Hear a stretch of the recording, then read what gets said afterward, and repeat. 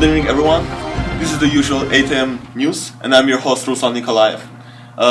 Today we have very sad events happening in the Nashville district, as a teenager was stabbed multiple times into his chest and left on the street for his inevitable death.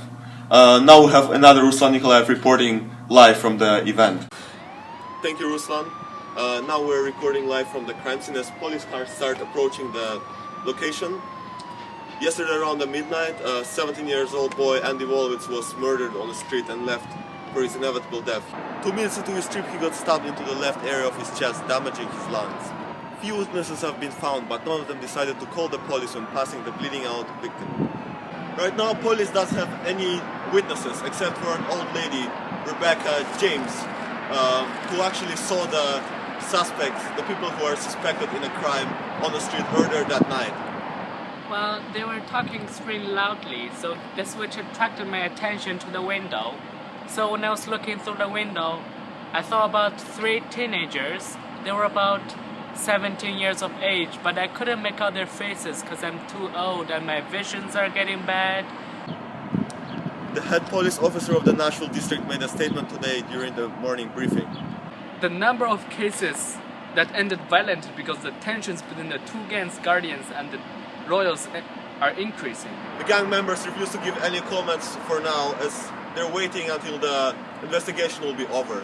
There is also a couple that was seen walking past the crime scene, but they did not decide to call the police, as they said. They were too scared.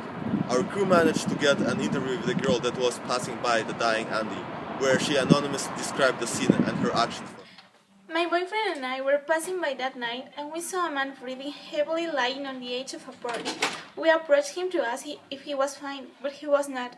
The man was bleeding intensely. We wanted to help him, but as soon as we noticed the Royals jacket, we ran away. I knew I had to call the police, but I was too scared. I was afraid. The Guardians would find out and it could be the next one, lying on the cold ground covered in blood.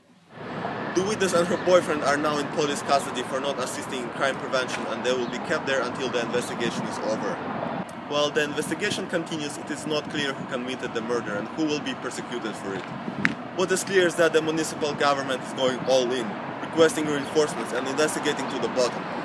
People say there must be a breaking point when politicians start taking things seriously. Some believe this might have been it. This is everything we have on the case for now. My name is RusTVNews.